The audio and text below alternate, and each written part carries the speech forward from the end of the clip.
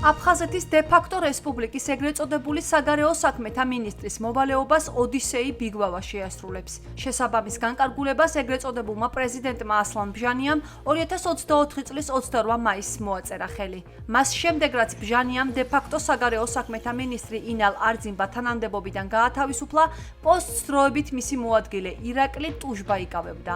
აქვე საგულისხმოა ის ფაქტი, რომ ტუშბა მინისტრის მოვალეობის შემსრულებლად დანიშვნის დროს ამერიკაში ისვენებდა მეუღლესთან ერთად და როგორც აფხაზური პრესა წერს, სავარაუდოდ სწორედ რუსეთის არამეგობრულ ქვეყანაში დასვენება გახდა ტუშბას ჩანაცვლების მიზეზი. ასევე ირაკლი ტუშბა ჟენევის მოლაპარაკებების პროცესში აფხაზურ მხარეს წარმოადგენს. ახალი ეგრეთ წოდებული მინისტრი ოდისეი ბიგვავა მთელი მისი კარიერის განმავლობაში პროკურატურაში მუშაობდა. იყო ოჩამჩირის მთავარი პროკურორი, თუმცა რუსეთში რამდენიმე თვიანი კურსების გავლის შემდეგ ეგრეთ წოდებული საგარეო საქმეთა სამინისტროში უკვე დე-ფაქტო მინისტრად დაინიშნა.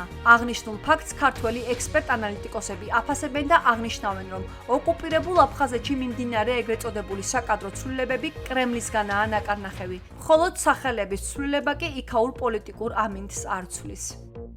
საქმე იმაშია, რომ იმის მიერ, რაც ინალ არძიმბა გადაბარგდა მოსკოვში და ახალი სამსახური იქ იშოვა, მისი ადგილი თავისუფალი აღმოჩნდა და მის ადგილას დაინიშნა ირაკლი ტუშბა, რომელიც იყო ასე თუ ისე პროდასავლური წარმომადგენელი აფხაზეთში. დანიშნის მერე წავიდა ამერიკაში კერძო ვიზიტით. ძალიან არ მოეწონა არც აფხაზებს, არც მოსკოვში.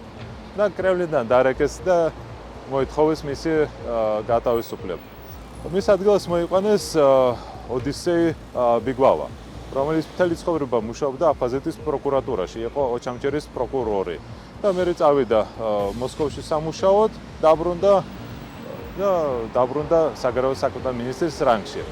თავისთავად ეს იქნება კრემლის პოლიტიკის გამტარებელი აფხაზეთში, როგორც ინალ არძიმბა. ასე რომ მისგან რამე კარგი ცვლილების ლოდინი შეუძლებელია. არძიმბა იყო უფრო ესე ვთქვათ გამორჩეული ფიგურა რუსული ბექგრაუნდით და ამ მხრივ ხარ თქმა უნდა მის შემცვლელები არ იქნებიან ესე ასეთი ისე ვთქვათ ელფერი რუსული ელფერის არ იქნებიან. მაგრამ საბოლოო ჯამში ბუნებრივია აფხაზეთი ვერაცოდეს ვერ გადადგამს კვეთრნაბიჯს მოსკოვის ნებართვის გარეშე, ვინც არ უნდა დაინიშნოს.